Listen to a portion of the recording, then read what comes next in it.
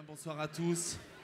On va commencer cette rencontre. Je vois que vous n'êtes pas venus nombreux, encore une fois, ça fait plaisir. Merci de votre présence, toujours aussi nombreuse et toujours aussi enthousiaste. On parlait avec les auteurs qui me disent « mais on arrive dans un stade de foot ». Mais oui, en fait, c'est ça. Ça n'est pas une rencontre littéraire.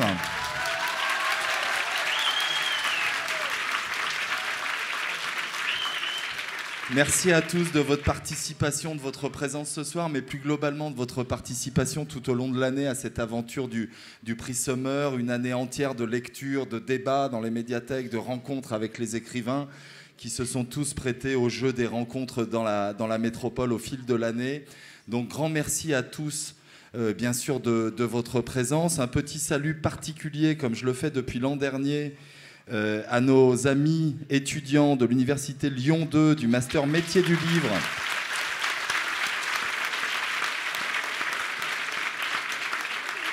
qui toute l'année ont rencontré les auteurs, ont travaillé avec leur enseignante Delphine Autois, que je salue et que je remercie pour nous donner ce Summer Times, cette gazette du prix, avec, vous le verrez, un petit jeu qui fait référence à votre livre, mon cher Charlie. Donc je vous invite à aller lire tout ça parce que c'est de grande qualité et c'est extrêmement bien mené. Donc allez voir ce journal, on est ravis de cette collaboration aussi avec les étudiants. Donc grand merci à eux, grand merci aux partenaires qui bien sûr seront présents à la fin de cette table ronde pour remettre le prix, pour désigner le lauréat, la lauréate qui succédera à Anthony Passeron, donc à ce palmarès du prix Summer. Et puis, bien sûr, un immense merci à nos 5 invités qui ont joué le jeu et qui se sont prêtés à cette aventure. Clara Arnaud, Rachid Benzine, Julie Héraclès, Pierrick Bailly et Charlie Delouart. Merci d'être là. Ouais, on les applaudit.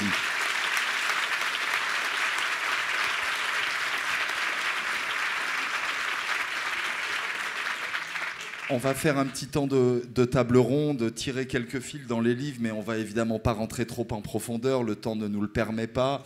Donc on va s'arrêter sur quelques enjeux de ces différents livres. Je vais vous présenter les uns et les autres très, très rapidement. Juste à côté de moi, Clara Arnaud, qui concourait cette année pour ce beau livre publié chez Actes Sud, qui s'intitule « Et vous passerez comme des vents fous ». Vous êtes l'autrice, ma chère Clara, de plusieurs récits de voyage, d'un autre roman qui s'intitule « La verticale du fleuve ». Et donc présente pour ce livre-là dans les montagnes pyrénéennes où vous nous emmenez dans cette confrontation, si j'ose dire, entre le berger et l'éthologue, entre Gaspard et Alma. Profonde réflexion à la fois philosophique, écologique, politique autour notamment de la présence des ours dans les Pyrénées, mais aussi réflexion sur la part animale, sur le rapport au vivant. Énormément de choses que les lecteurs ont découvert au fil de cette lecture. Juste à côté de vous, Rachid Benzine, bienvenue à vous, mon cher Rachid. D'abord universitaire, d'abord islamologue, et puis auteur dramaturge, et puis romancier, avec un certain nombre de livres, notamment autour de la question familiale. Je pense bien sûr à Ainsi parlait ma mère, Voyage au bout de l'enfance, et puis donc ce livre-là, Les silences des pères, autour de la quête de ce personnage qui va découvrir à la mort de son père qu'il avait eu une vie en réalité, des amours, des amis, des emmerdes aussi, il faut quand même bien le préciser. Et donc cette quête du père de sa vie qui va vous mener sur ce road trip. Il y a une géographie française qui est aussi à l'œuvre, et un regard porté peut-être plus universel sur la condition de ces immigrés marocains au fil du XXe siècle. Juste à côté de vous, Julie Héraclès, bienvenue à vous, ma chère Julie, et autrice d'un premier roman aux éditions Lattès, Vous ne connaissez rien de moi, ce livre qui parle aussi du rapport à la grande histoire, à la manière dont les vies minuscules sont percutées à un moment donné par la violence de l'histoire, à travers ce personnage de Simone, une réflexion peut-être sur la nature humaine en tant que telle, et sur la façon dont on s'inscrit dans des heures complexes de l'histoire. Juste à côté de vous, Pierrick Bailly, bienvenue à vous, mon cher Pierrick, ça fait plaisir de vous retrouver également, auteur de ce livre, La Foudre, qui doit être votre 7e livre, je pense, aux éditions POL. On avait eu l'occasion de vous rencontrer précédemment ici pour des livres comme Polichinelle, comme Les enfants des autres, le roman de Jim, évidemment. Et on reparlera de tout ça. La foudre, la thématique, c'est sauver l'amour. Il me semble qu'il y a quelque chose à voir avec le coup de foudre. Ce personnage de Julien qui voit revenir dans sa vie à la fois cet ami d'enfance qu'il avait perdu de vue et qui va entretenir cette relation amoureuse, passionnelle, chaotique avec Nadia, son épouse. Et enfin vous, mon cher Charlie Delouart, bienvenue parmi nous. auteur de plusieurs livres, de plusieurs romans, d'abord aux éditions du Seuil, et puis chez Flammarion, notamment le livre qui s'intitule Data, biographie, pour lequel vous étiez venu ici même, et puis ce livre-là, Que ferais-je à ma place ? Un questionnaire à choix multiples, un quiz existentiel, un livre qui parle de vous mais qui parle des autres, voilà, on pourrait le résumer ainsi, qui pose des questions et qui n'apporte pas toujours des réponses, mais c'est peut-être le principe. Quelques-unes quand même. Voilà, grand merci à tous. Je voulais peut-être faire un petit tour avec vous et commencer peut-être autour d'une chose qui me semble vous réunir dans votre travail, même si les livres sont très différents. Et je vais peut-être commencer par vous, Rachid, ça me semble être une bonne manière d'entrer dans la conversation. C'est la question du rapport au mystère et à la façon dont, finalement, la littérature, l'écrivain, à travers ses personnages ou pas, cherche à élucider, et non pas peut-être donner une vérité, mais en tout cas mettre au jour, reconstituer, consigner dans les livres, dans la littérature, un certain nombre de réalités et peut-être de s'approcher d'une forme de mystère. Je vais vous interroger peut-être tous autour de cette notion-là, mais il me semble qu'il y a chez vous cette dimension-là. Pour le personnage principal, le père est un mystère, il va le redécouvrir, mais il y a quelque chose qui est de l'ordre de la quête, de l'enquête, autour de ce mystère et de la découverte ou de la recherche autour du personnage de la figure paternelle. Absolument, dans la mesure où, je dirais, les enfants ne connaissent pas grand-chose de leurs parents. Donc ça reste un mystère, ça reste un angle mort, je dirais, d'une vie. Et c'est au moment de la mort, fondamentalement, que les questions se posent, que certaines questions qu'on aurait aimé poser à ses parents adviennent. Et donc il y a des non-dits, il y a des secrets, mais c'est peut-être même la définition du langage, c'est-à-dire que le langage permet de dire certaines choses, il permet d'approcher une réalité, il ne peut pas la définir, mais il essaye à travers la métaphore, à travers la littérature, à travers beaucoup de choses. Et il y a toujours quelque chose qui relève de l'inaccessible. Il y a toujours quelque chose d'inaccessible. D'abord, l'être humain ne peut pas être défini. On voit bien que toutes les sciences, qu'elles soient sciences dures ou sciences humaines, ne peuvent pas définir l'être humain. Il y a quelque chose qui échappe. Et à travers la littérature, il y a cette quête pour quand même tenter de dire quelque chose. Et ça revient véritablement à ce que disait le philosophe Wittgenstein, il dit ce dont on ne peut pas parler, il ne faut pas le dire. Et en même temps, il y a cette tentative globalement de dire quelque chose. C'est comme si finalement en creusant avec le langage, à travers les couches, je dirais, qui se superposent même dans une définition, à travers des sédimentations, il y a quelque chose qui se révèle. C'est comme si finalement les textes devenaient révélateurs parce qu'ils proposent un monde qu'on va habiter, et ce monde-là, il est inconnu par rapport, je dirais, au monde quotidien. Il y a une dimension qui est très belle et très forte dans le livre, c'est qu'il y a une double rapport à cette figure du père et au mystère. C'est à la fois dresser le portrait du père à travers ces cassettes qu'il va retrouver, et c'est en même temps une valeur presque collective de ces vies-là, de ces vies parfois oubliées, de ces vies de difficultés, de rapport au travail, et de silence qui vont avec. Il y a quelque chose qui a à voir avec une dimension, je ne sais pas si on doit dire universelle, mais en tout cas plus collective à travers la figure de ce père-là. Absolument, c'est-à-dire que je dirais, le narrateur, qui est un pianiste international, revient pour l'enterrement de son père. Et il trouve finalement ses cassettes. Et d'un seul coup, il se met à la quête de ce père. Il y avait beaucoup de colère, il y avait beaucoup je dirais, de sentiments qui étaient souvent faux, de projections sur ces silences-là. Et ces silences-là, le silence de ce père qui n'a pas parlé, qui n'a pas raconté sa propre histoire, était perçu comme, en tout cas à partir du narrateur, comme finalement le silence des immigrés. Vous voyez, donc la lâcheté, l'humiliation, cette idée finalement de ne pas trop élever la voix face à l'ancien pays colonisateur. Vous voyez, il y a quand même ce rapport-là. Et il va se rendre compte que finalement, il s'est beaucoup trompé sur, je dirais, son père. Mais la question du silence m'intéresse énormément parce que moi d'abord, j'ai un père qui est taiseux, qui n'a pas raconté, je dirais, sa vie ni son histoire. Beaucoup d'immigrés n'ont pas raconté leur histoire, mais ce n'est pas simplement la question, je dirais, de l'immigration maghrébine, italienne, polonaise, c'est exactement la même chose. J'habite à Trappes, en région parisienne, il y a encore des Bretons. De la Bretagne à Trappes, c'est la même chose. Il y a un phénomène, je dirais, d'exil intérieur. Mais il y a quelque chose qui m'intéresse beaucoup plus sur le silence, c'est-à-dire que globalement, comment dans une famille on organise les silences ? Comment dans une famille on organise ce qui doit être dit, ce qu'on peut raconter et ce qu'on ne peut pas raconter ? Et ça renvoie aussi, me semble-t-il, d'un point de vue collectif dans une société, comment une société met en place une politique de la mémoire. Qu'est-ce qu'elle accepte de dire sur elle-même, sur sa propre histoire, et qu'est-ce qu'elle accepte de mettre sous silence. Et en me baladant dans la société française, je suis arrivé notamment dans certaines régions où il y avait des harkis qui avaient été parqués là et dont on a essayé de gommer complètement l'histoire, ou des gens qui étaient revenus de la guerre d'Algérie dont on n'a pas voulu non plus entendre. Voyez, donc, c'est-à-dire qu'on ne peut pas comprendre le silence familial si on ne le questionne pas vis-à-vis d'un silence, je dirais, sociétal. Et en ayant travaillé sur les philosophes Paul Ricoeur dans Mémoire, Histoire et Oubli, qui sont 3 modalités, 3 rapports, dans notre rapport, il dit quelque chose qui est très intéressant. Il dit, vraiment dès la première phrase, il dit « Je suis stupéfait par le spectacle de trop plein de mémoire d'un côté et le trop d'oubli de l'autre. Ce que je cherche, c'est une mémoire juste. » Et ça, c'est quelque chose, à mon avis, qui doit nous questionner, c'est-à-dire comment une nation, elle-même, globalement, se raconte. Et ensuite, donc, j'étais parti sur ce silence familial, et ensuite, ce silence devient politique parce que, globalement, dans une société où on n'arrête pas de communiquer, dans un phénomène d'immédiateté, d'instantanéité, où il y a même parfois des injonctions à parler pour se désolidariser de je ne sais quoi. Vous voyez de quoi je veux dire? C'est très bien, c'est ça aussi le langage, ce sont des implicites. Oui, c'est la question du mystère. Mais que globalement, dans une société où il y a une saturation de la parole, où on n'arrête pas de communiquer, que ce soit sur Twitter ou autre, que c'est à ce bruit-là, quelle est la place du silence? Et finalement, le silence devient un élément politique et démocratique. Donc j'étais parti d'un silence familial pour arriver finalement à quelque chose qui relève du politique. Et peut-être le silence est peut-être aujourd'hui la dernière liberté qui reste dans une démocratie. Voilà. Et d'ailleurs, j'ajouterais... Oui, on peut le...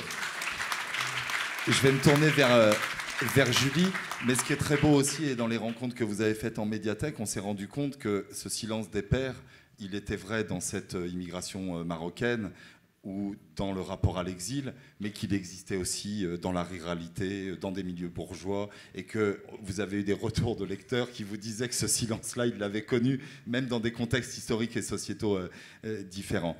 Julie, peut-être pour poursuivre, parce qu'il me semble qu'il y a plein d'échos entre ce que dit Rachid et votre livre autour de ce personnage de Simone. Si mystère il y a là, c'est ce fameux mystère qui est de savoir comment les êtres humains se sont comportés, et pour quelles raisons, et de quelle manière, dans les temps les plus sombres de l'histoire, là en l'occurrence ce personnage de Simone qui va collaborer, qui va adhérer à l'idéologie nazie et qui, d'une certaine manière, est à la fois le produit, l'actrice et quelque part la victime aussi de son époque, même si d'une certaine manière, elle est avant tout coupable. Est-ce que c'était ça le point de vue du livre, aller chercher ce mystère-là?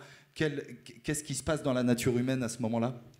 Oui, c'est vrai que c'est le sujet qui m'a passionnée, en fait, de savoir comment un être humain, à un moment, peut se fourvoyer et choisir sciemment de travailler pour l'occupant, de collaborer, d'admirer le fascisme, peut-être d'avoir dénoncé ses voisins. Et en fait, j'ai essayé de me dire, une très jeune fille, à cette époque-là, en 1940, pourquoi est-ce qu'à un moment, elle va faire ce choix-là? Pourquoi est-ce qu'elle va collaborer? Et je me suis dit qu'il y avait une conjonction, qu'il y avait de circonstances, mais aussi de convictions. Donc les circonstances, ça va être, par exemple, le fait qu'elle ait été élevée dans une famille anticommuniste, antisémite, anti-front populaire, et elle ne questionnait même plus ces éléments-là, c'était naturel, en fait. Mais en même temps, je me suis dit que ce n'était pas une fatalité familiale, qu'il y avait aussi ses convictions propres, ce qui la façonne. Et donc, par exemple, j'ai construit le personnage de sa sœur, Madeleine, qui est élevée dans la même famille, par la même mère, et qui ne fera absolument pas les mêmes choix que Simone. Donc voilà, j'ai essayé d'égrener tout au long du roman, tous ces différents facteurs qui vont faire qu'au moment de l'occupation, elle va choisir le mauvais camp. En exergue de ce livre, il y a une phrase de Philippe Claudel, qui est un écrivain qu'on aime bien et qu'on a reçu ici à plusieurs reprises, qui parle de cette zone grise quelque chose qui a à voir précisément avec l'ambivalence, c'est encore un autre point commun de vos livres, d'aller chercher dans les personnages, dans les êtres humains, ce qui est de l'ordre de l'ambivalence, de la complexité, de la nuance.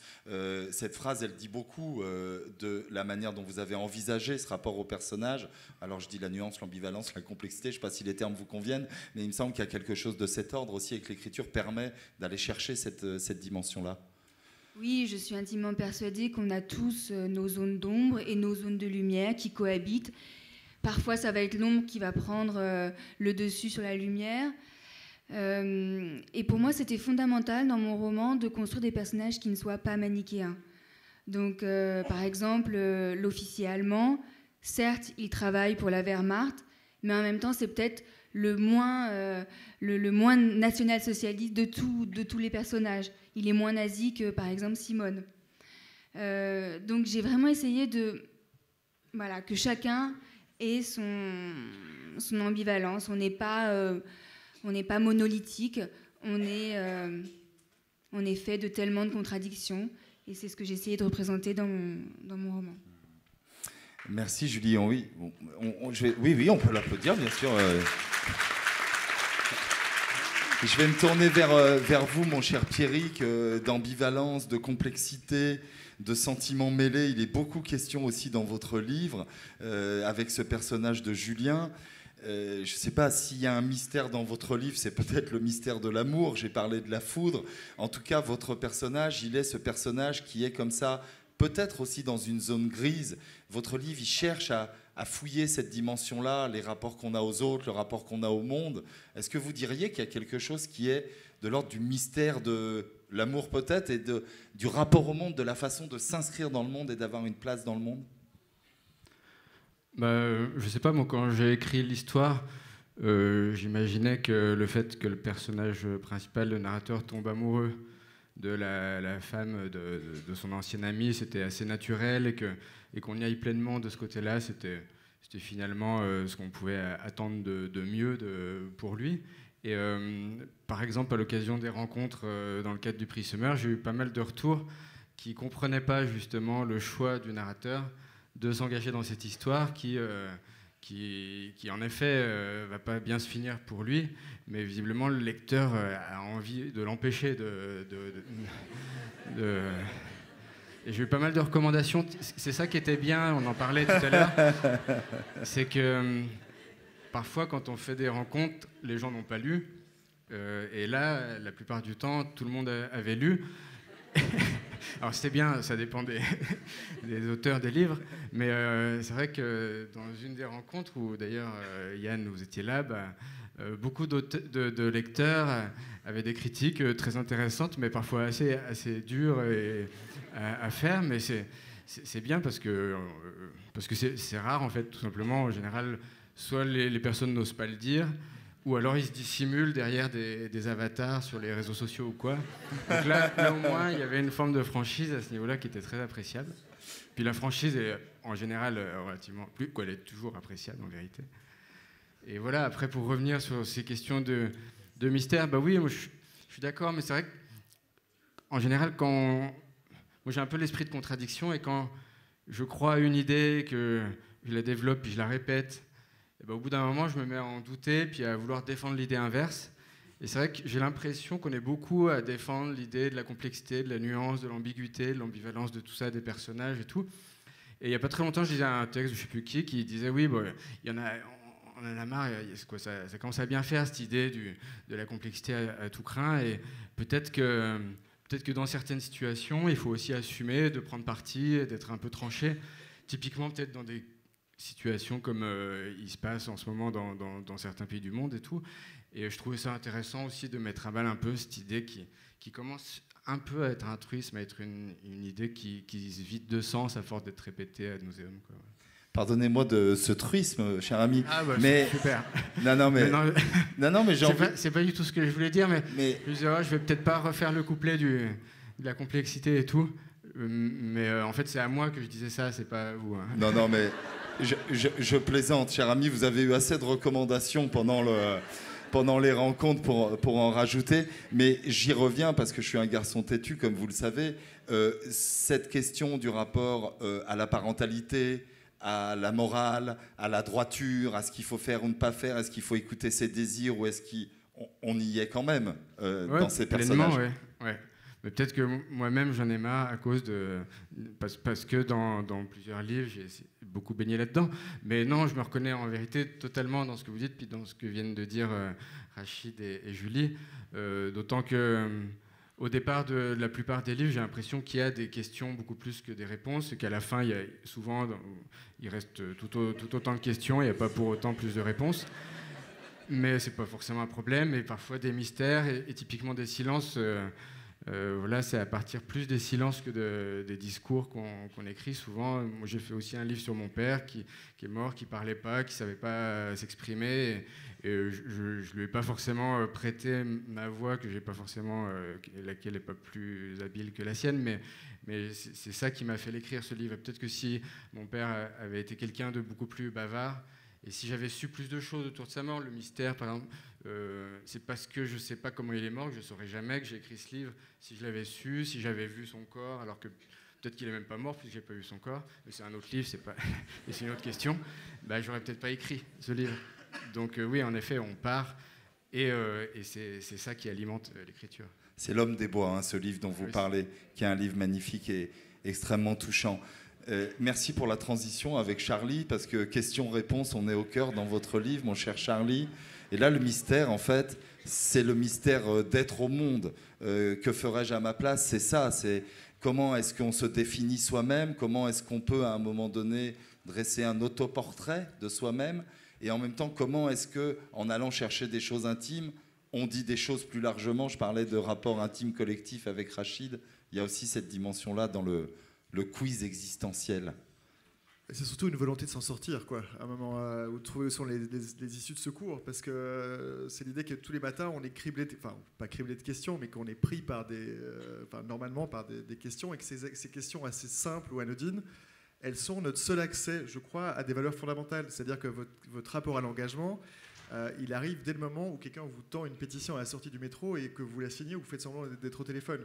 Et donc moi, ça m'intéressait de me dire, ben voilà, j'ai l'impression, mais c'est aussi que j'ai eu beaucoup d'angoisses dans ma vie qui ont un peu exhausté les questions.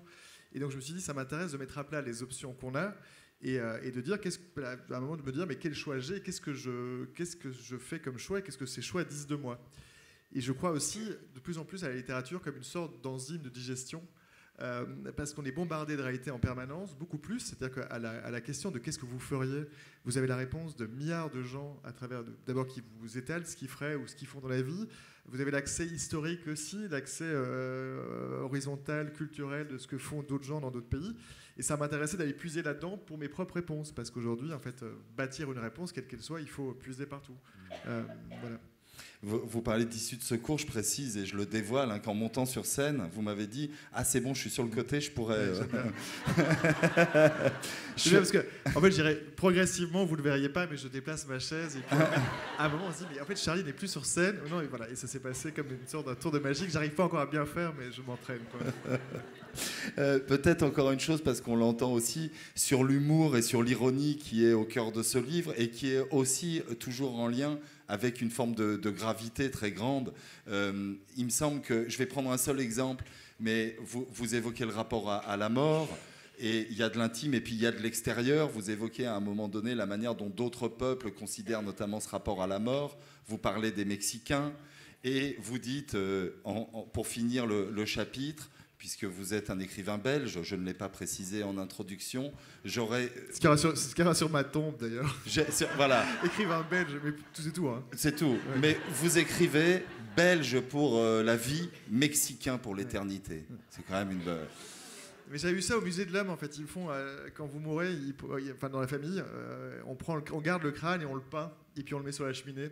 Et en fait, moi, je fais souvent ça avec mes enfants, genre on ramasse des os dans la forêt, ce qu'on trouve, et puis on en fait des sculptures, et je me dis, mais voilà, en fait, je trouve ça assez beau d'avoir un objet, enfin, c'est une possibilité, en tout cas, j'ai pas encore choisi, et puis ça dépend de qui accueillerait mon crâne, et ce qu'il en ferait, et qu'est-ce qu'il ferait comme dessin, parce que, voilà, mais s'il fait un truc bien, je me dis, ça peut être intéressant, quoi, c'est une autre manière de vivre, et puis j'ai mis l'idée comme, ben oui, on a des coordonnées de départ, la Belgique dans mon cas. Et c'est quand même important de se dire, le jour j'étais en Espagne et je me suis dit, tiens, mais ça, j'aime bien voir les cimetières en me disant peut-être ce sera là.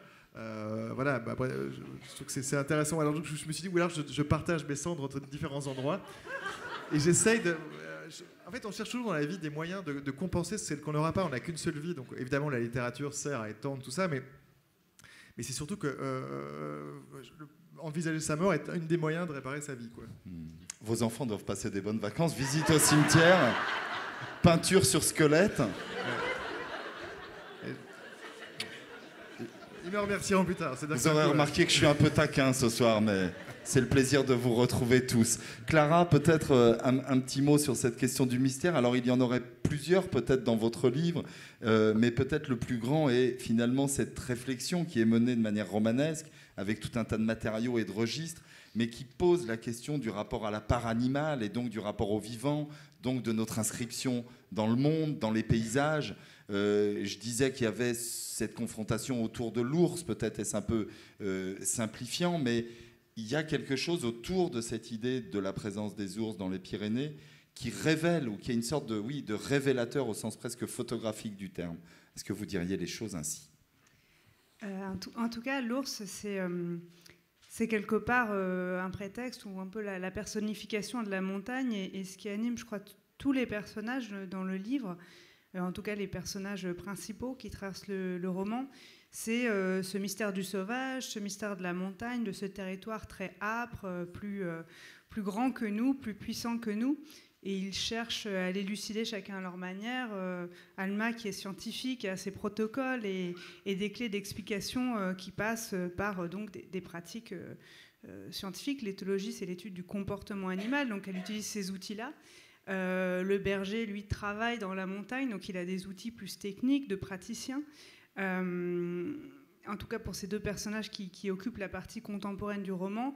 Et en même temps, je pense que finalement, ni l'un ni l'autre va élucider, entre guillemets, ce mystère du sauvage, de la montagne, de cette puissance, de ce qu'on peut aussi appeler la nature, par ces outils. C'est finalement plus en se fondant et même peut-être en se perdant un peu dans cet environnement qui vont, en fait, ils vont plus faire corps avec le mystère, s'y fondre, que de l'élucider.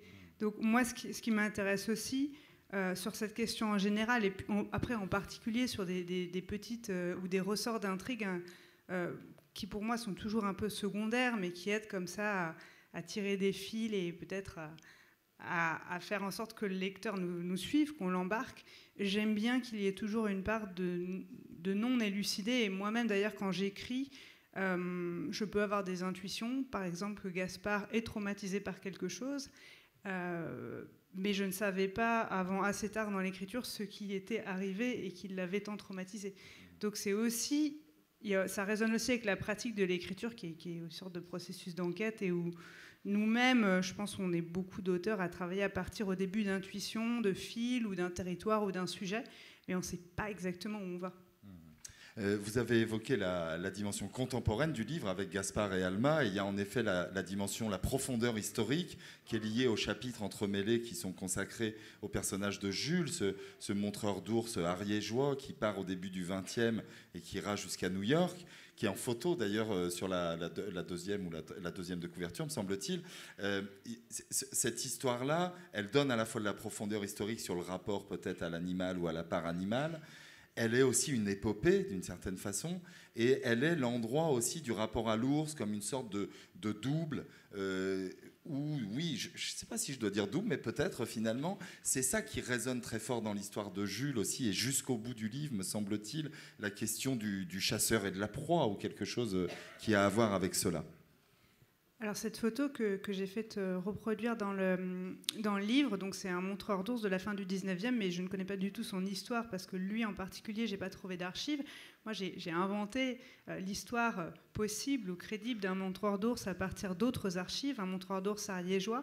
Et effectivement, parce que ce qui me paraissait très très intéressant, c'est qu'il y avait là, dans cette relation de compagnonnage avec un ours avec lequel il va voyager jusqu'en Amérique, il y avait de l'amour, de la fascination, beaucoup de brutalité, de l'asservissement. Donc là, on est bien dans l'ambivalence. Et je savais pas exactement qu'est-ce qui dominait dans toutes les émotions différentes qui tissaient cette relation. Et c'est pareil, c'est en écrivant que j'ai un peu élucidé ce mystère-là, bon, voilà, jusqu'à la tragédie finale pour ceux qui sont allés jusqu'à la fin du livre. Je crois qu'il y en a quelques-uns. Et ils pourront peut-être vous en parler. On va refaire un petit tour de table peut-être. Et vous savez, lorsque on a sélectionné avec Brigitte Giraud, avec toute l'équipe de la Fête du Livre, on écrit toujours un petit texte au début pour présenter les livres. Et on avait travaillé autour de l'idée des géographies intimes. Donc je vais peut-être vous reposer à chacun une question et puis après on passera au temps de remise du prix. Et on va commencer avec vous, Clara, si vous le voulez bien. Je parlais des livres précédents. Vous revenez d'ailleurs de voyage, vous avez beaucoup navigué, vous avez beaucoup écrit sur les lieux où vous êtes allés. Vous faites pour la première fois un roman français, si j'ose dire. Qu'est-ce que ça dit, cette géographie, ce choix de la géographie, cette volonté de s'ancrer à cet endroit-là? Qu'est-ce que ça dit de votre écriture, de votre parcours, de votre manière d'envisager l'écriture? Alors, c'est très important pour moi, la géographie. Bon, déjà, j'ai une formation de géographe. À un moment de mon parcours un petit peu tissé de chemins de traverse, j'ai effectivement beaucoup voyagé, déambulé, et surtout, j'ai toujours écrit à partir de territoires, plus que sur des territoires, vraiment physiquement à partir de territoires où j'ai vécu, ou alors j'ai résidé longuement, ou séjourné, ou que j'ai traversé lentement à pied. Donc, c'est pas des situations où je me dis je vais écrire un roman qui se passe, je sais pas, en Espagne, donc je vais aller 15 jours me documenter, ce qui est tout à fait un mode opératoire possible. Mais moi, c'est vraiment le territoire qui est premier. Et en particulier dans ce dernier roman, où pratiquement j'ai décidé de manière concomitante de m'installer une bonne partie de l'année dans ce territoire d'Ariège très reculé qu'est le Couserans, et d'y écrire ce livre. Le livre était un prétexte à m'y installer. Ça a été ma manière d'explorer ce territoire, d'y vivre. Aujourd'hui, tous les liens que j'y ai tissés, humains, mais aussi les liens avec des lieux, avec ces forêts très denses, ces traits sapinières, avec ces montagnes, se sont tissés dans l'écriture, parce que c'est en écrivant que j'ai appris à lire, à décrypter, à regarder ce territoire. Donc, c'est presque comme si, au cours de mes expatriations ou de mes voyages, l'écriture s'était devenue, et de plus en plus, plus le temps passe, plus c'est le cas, un moyen de comprendre là où je suis et aussi d'y trouver ma place aujourd'hui. Donc il y a un lien très très fort dans mon écriture avec le territoire. Et puis là en particulier, j'avais vraiment envie de raconter ces montagnes très sauvages qui sont très très peu pénétrées par l'activité touristique ou entre guillemets très peu mises en valeur. Et j'avais envie de raconter ça. C'était un peu une déclaration d'amour à ce territoire-là. Pierrick, peut-être pour poursuivre, puisque bien sûr les lecteurs ont lu vos deux livres et ont vu bien sûr aussi ces proximités, peut-être dans les paysages, dans le personnage du berger également, même si les livres sont évidemment très différents dans les enjeux. Le Jura, c'est presque la matrice de l'écriture pour vous, je ne sais pas si vous l'entendez comme ça, c'est en tout cas l'endroit où vous avez situé beaucoup de vos livres. Aujourd'hui, comment vous le voyez, cet ancrage-là? C'est une question de sensation, c'est une question de rythme dans l'écriture, c'est une manière d'intégrer les corps au paysage. Comment vous le voyez, ce Jura-là, qui est devenu maintenant presque un Jura littéraire, on peut dire, chez vous? Ouais, c'est pas faux, ouais, mais c'est aussi que c'est l'endroit où je suis né, où j'ai grandi, où je vis encore en partie aujourd'hui. Et je questionne même pas forcément le choix. Les histoires s'imposent d'elles-mêmes, elles s'imposent par d'autres approches ou d'autres angles. Ça passe souvent par le travail, en fait. Et là, je voulais vraiment un personnage qui travaille dans la forêt, dans la montagne. Et j'avais pas beaucoup de choix possibles. Donc très vite, j'ai porté mon choix sur un personnage de berger. Je voulais éventuellement quelqu'un qui travaille avec des animaux. Et voilà, j'ai choisi un berger aussi, parfois pour des raisons un peu concrète et pratique. C'est que j'ai une amie bergère et ça m'a permis de me documenter, de passer du temps avec elle et pour m'imprégner un peu de son expérience, quoi. J'ai beaucoup aussi fait à partir de mes propres expériences professionnelles, puis là j'avais un peu épuisé le stock un peu épuisé la matière, donc maintenant je me tourne vers les autres, mais Mais c'est vrai qu'il y a toujours un lien avec l'espace, les lieux. Et là, c'est ce qui m'a vraiment motivé dans le choix du berger. C'est quelqu'un qui a un rapport concret à la forêt, physique, quotidien, et qui ne soit pas là en tant que simple visiteur ou observateur, quoi, du côté vraiment du pays et des paysans plus que du paysage qu'on contemple, voilà, dont on est toujours un petit peu en retrait, quoi. Julie, peut-être alors vous, il y a l'histoire et la géographie, comme disait l'autre, mais la géographie, elle compte aussi, cette ville de Chartres, l'endroit où vous êtes, quelque chose qui a à voir aussi avec des enjeux qui sont connus dès l'enfance ou qui habitent. Peut-être nous dire un petit mot de cela aussi, parce qu'il est aussi question des lieux, de l'histoire, bien sûr, mais aussi de la géographie dans votre livre. Oui, c'est vrai que j'avais vraiment à cœur de transposer mon lecteur dans cette petite ville de Chartres, qui est très conservatrice, bourgeoise, très ancrée aussi sur son calendrier religieux, avec la cathédrale qui domine cette ville, et tout se passe autour de cette cathédrale majestueuse. Donc c'est vrai que en fait, j'ai écrit sur la ville que je connais le mieux au monde. J'y ai passé mon enfance, à Chartres. J'en suis partie parce qu'à 18 ans, c'était tout sauf Chartres. Et puis, la vie fait que j'y habite à nouveau. Mais je la vois plus de la même manière. Mais pour écrire sur Chartres, en fait, j'ai eu besoin d'en partir. Et ce roman, je l'ai écrit à 11 000 km. Je l'ai écrit à La Réunion. Comme s'il était nécessaire pour pouvoir réinventer ma ville, comme s'il était nécessaire de m'en extraire pour avoir en fait plus de liberté peut-être. Rachid, même question sur la géographie, on en a parlé tout à l'heure, c'est une sorte de road trip, ce livre qui passe par plein d'endroits, qui a une géographie intime parce que c'est l'histoire du père, et c'est aussi des endroits où le fils va retrouver notamment des amis, des récits. Donc là, la géographie, elle rentre dans l'intimité et dans le récit qui est fait de la vie du père. Absolument, c'est-à-dire qu'à partir du moment où le narrateur prend cette voiture et traverse, parce que c'est un road trip de la mémoire et de l'histoire, il va sur ce que j'appelle une géographie du silence. C'est-à-dire qu'il va sur les lieux où a travaillé son père, et ces lieux ont constitué la conscience ouvrière française, parce que l'histoire de l'immigration s'inscrit dans un combat qui est beaucoup plus large, qui est celui de la conscience ouvrière. Que ce soit les mines dans les années 60 ou que ce soit les usines LIP des montres dans les années 70 et autres, ce sont des lieux qui sont devenus silencieux, dont on garde des traces et dont il faut faire travailler ces traces. Donc effectivement, la question de la géographie est un élément très important parce que ça permet de faire parcourir cet homme et au fur et à mesure, ce qu'il apprend de son père finit par le changer parce que c'est une question d'amitié, c'est une question de solidarité. Puis ce sont souvent ce que Paul Ricoeur appelle des promesses inachevées. C'est-à-dire que dans le combat ouvrier, il y a eu des promesses. Dans l'usine de LIP, par l'autogestion des montres, c'est une promesse. Et c'est une promesse de collectif, c'est une promesse de solidarité. Et que ça vient nous interroger aujourd'hui dans la société française, avec cette fragmentation de la société, avec toute cette pulvérisation, cette manière de séquencer la vie politique avec des phrases. Qu'est-ce que ça produit comme bien commun et comme collectif? Donc je voulais revisiter ces éléments-là. Mais au-delà de la géographie physique, moi ce qui m'intéresse, c'est plutôt la géographie de la pensée. C'est-à-dire que moi j'imagine tout d'abord des territoires qui ne sont pas du tout pensés, ou qu'on n'a pas suffisamment pensés, qui sont peut-être impensables, qui sont peut-être impensés.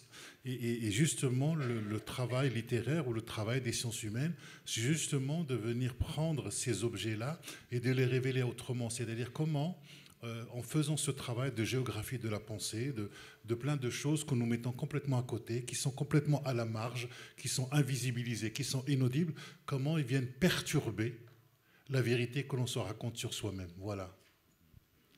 On va finir ce tour géographique avec un endroit très peu connu jusque-là, qui est le Deloirtland, bien sûr, mon cher Charlie, puisqu'il y a une des questions où vous vous demandez ce qui pourrait faire en sorte de peut-être diffuser votre œuvre davantage, c'est de construire un parc d'attractions qui serait le Deloirtland, dans lequel on retrouve finalement les obsessions, les angoisses, etc. D'ailleurs, je tiens à dire que ça n'existe toujours pas, et que peut-être ça existera toujours, on ne sait pas encore. Non, mais oui, ça a acté aussi un déclin de la lecture, mais c'est vrai que je trouve que dans l'idée de se dire est-ce que ce qu'on fait, ce qu'on écrit, se transmet, passe, fait vivre les choses, et je précise que c'est un livre aussi qui n'a pas été écrit à Chartres, c'est important, mais parallèlement à ça, c'est que se dire, voilà, jusqu'où on peut maximiser une expérience d'empathie, et donc voilà, il y avait cette idée que tu as une idée parmi... parce que le livre Que faire à ma place sert à ça aussi, ça sert à investiguer des idées. Donc, je n'ai pas dit que ce parc d'attractions était l'idée la plus intéressante du monde, mais voilà, c'était une autre manière de faire vivre les choses, en fait. Parce que je pensais, quand vous parlez de géographie, moi, je suis plus sur les géographies possibles, en fait, de se dire... on vit là maintenant, on est là maintenant, et j'ai toujours un raisonnement qui est de nouveau pas très utile aussi pour mon avancée au jour le jour, mais c'est de se dire que là où on est à chaque moment, c'est donc là où on a décidé aujourd'hui, comme l'accès au monde partout est facilité. On peut toujours avoir la pensée que de se dire que si je suis aujourd'hui à Bron, c'est dans le monde entier. En fait, j'ai décidé ce soir d'être à Bron plutôt qu'à Acapulco, en Argentine, en Chine.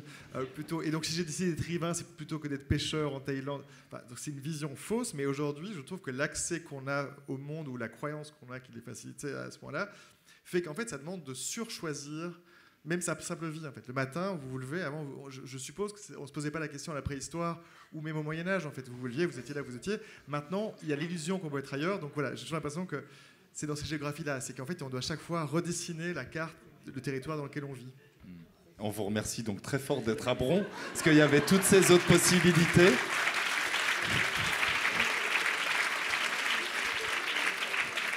Merci en tout cas à tous les 5. Bien sûr que c'est un petit temps de discussion qui va trop vite, qu'on aurait pu aborder tout un tas d'autres sujets, mais vous avez en même temps eu ces rencontres, et puis je crois qu'il y a un peu d'impatience pour savoir qui est-ce qui va être le lauréat, la lauréate cette année.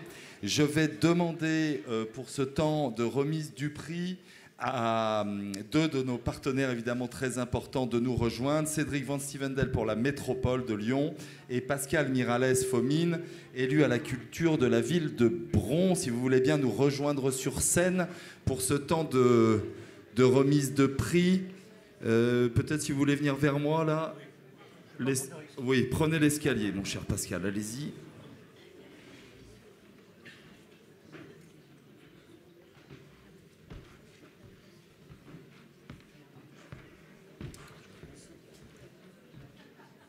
Je donne tout de suite la parole à Pascal Miralles Fomine.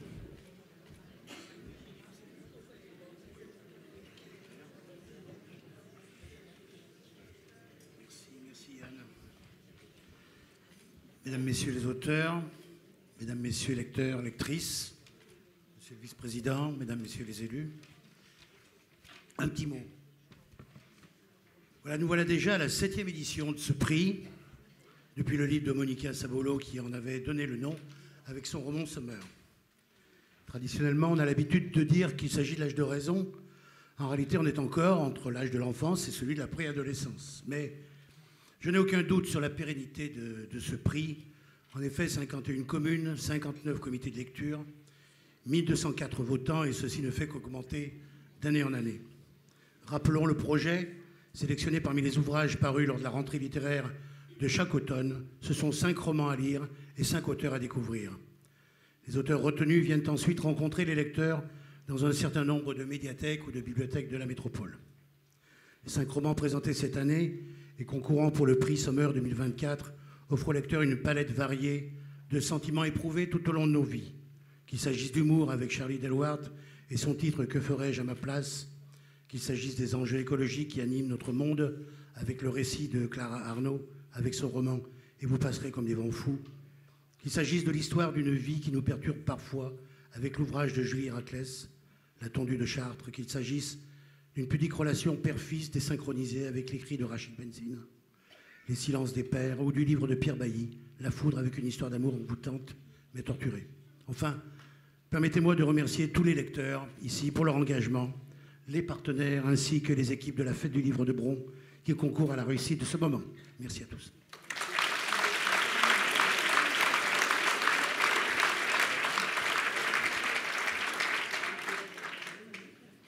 Merci, bonsoir à chacune et à chacun d'entre vous. Merci aux équipes de Yann pour encore ce très beau moment.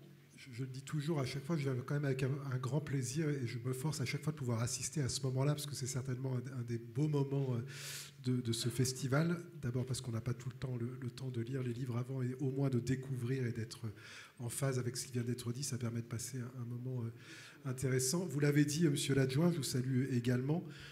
C'est un prix qui marche énormément parce qu'on a maintenant, sur les 57 bibliothèques de la métropole, il y en a 51 qui font le boulot de préparer ce prix. Et donc, ça donne à voir l'engouement. Et moi, je veux juste remercier tous les personnels bibliothécaires. Ouais, on peut les applaudir.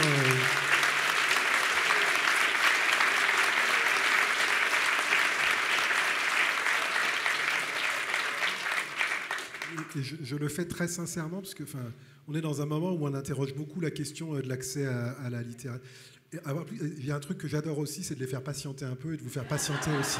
Voilà, mais ça, je me permets, parce que normalement, on attend qu'on ait fini de parler pour le buffet, donc globalement, les gens s'en foutent, ils vont prendre le buffet. Là, ils attendent quand même le prix, donc il y a un tout petit peu d'attention, donc je le saisis, c'est tout. Voilà, ça permet... C'est mon luxe annuel, merci Yann, et du coup, comme ça, à chaque fois, je reviens.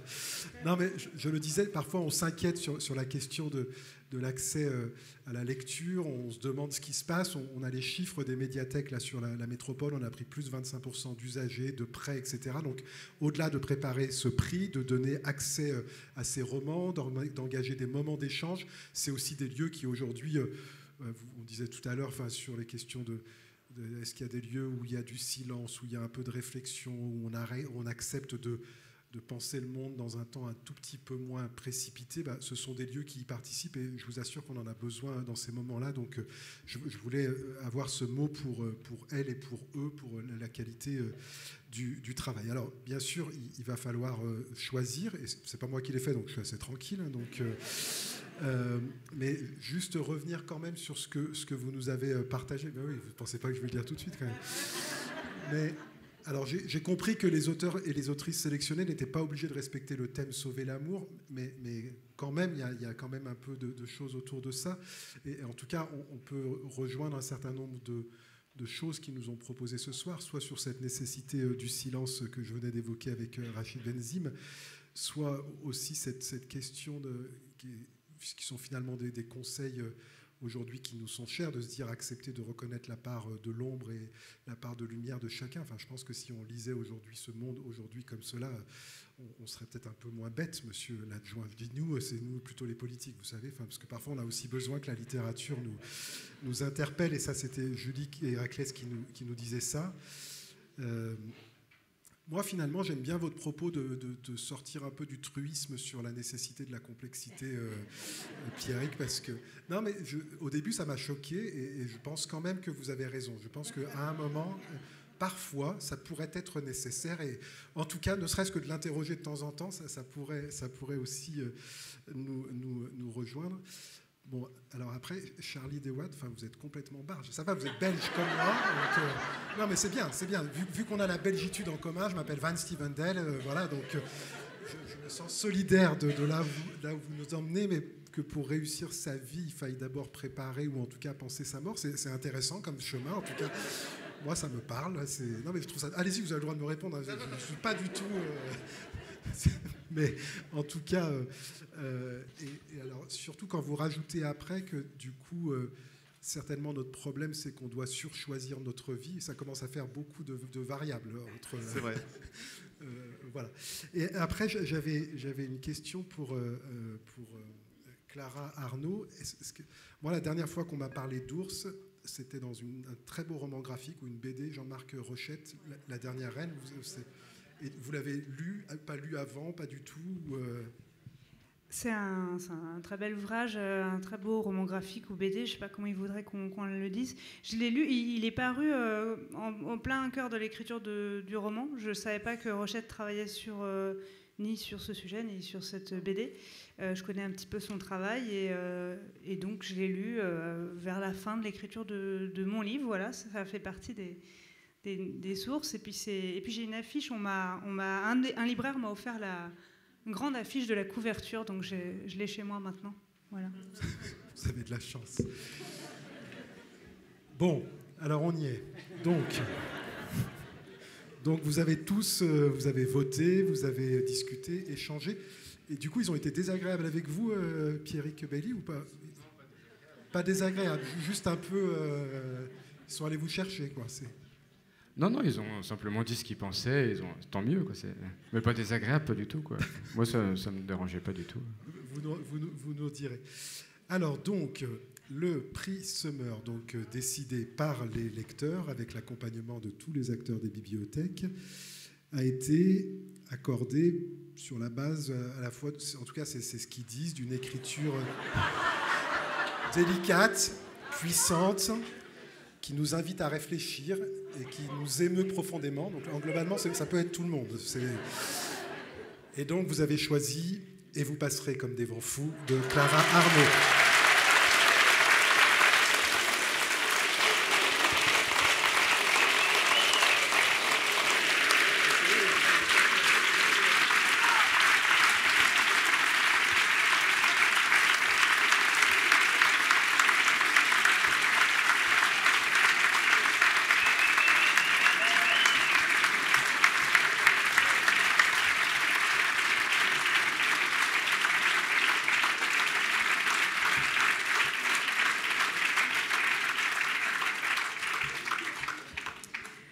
Merci beaucoup.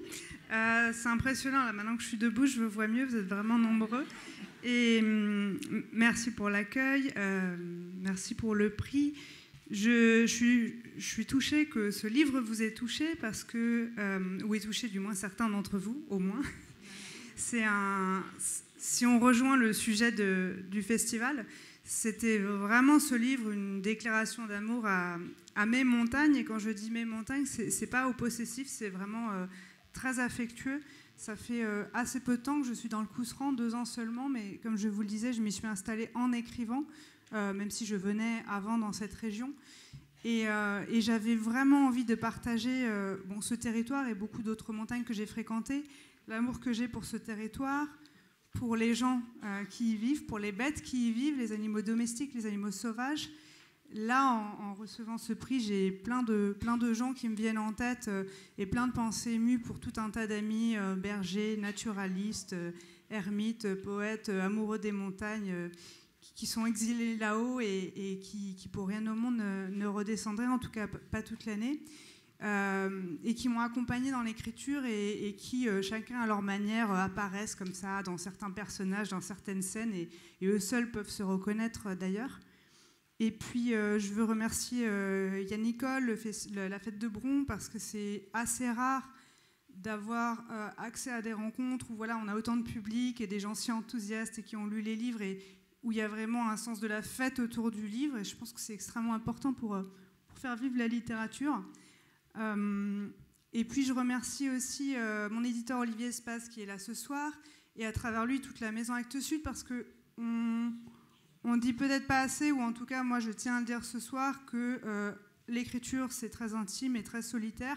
En revanche, un livre c'est un travail collectif, il y a du monde derrière, notamment l'éditeur qui est notre interlocuteur privilégié, mais aussi beaucoup d'autres gens dans les maisons d'édition qui sont un peu dans l'ombre.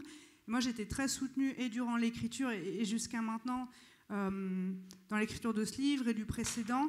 Et c'est quelque chose qui donne beaucoup d'énergie pour aller au bout de ses projets et de ses idées, parce que c'est une entreprise un peu folle que de se lancer à chaque fois dans l'écriture d'un nouveau livre sans savoir si on va aller au bout, si on va réussir à transmettre quelque chose. Voilà, merci à eux et merci à vous.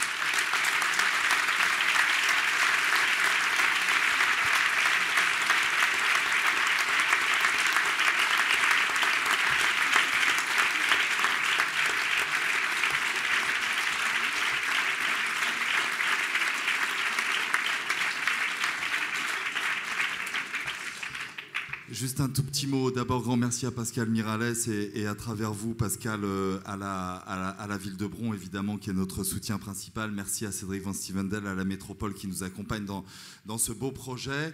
Et grand merci aux 4 autres nominés, évidemment.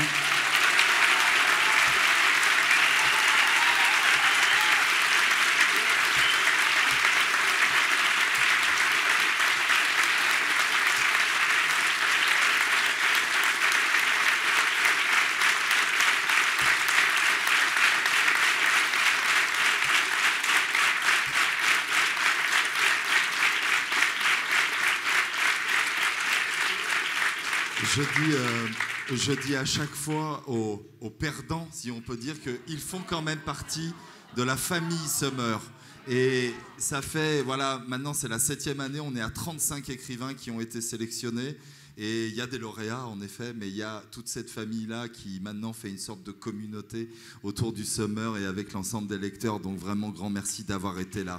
Merci beaucoup.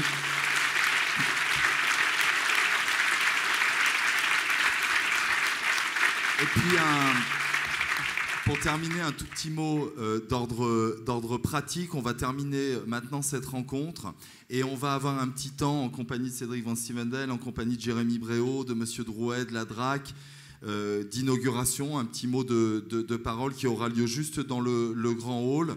Et puis, on fera dans la foulée, après cette inauguration, la dédicace en même temps que le pot. Donc, je vous demande de simplement sortir de la salle et puis d'assister à ce temps d'inauguration. Et ensuite, il y aura un temps de dédicace sur le stand de la librairie de l'Hôtel de Ville avec la lauréate et avec l'ensemble des écrivains présents. Merci infiniment à vous 5. Merci beaucoup. Merci.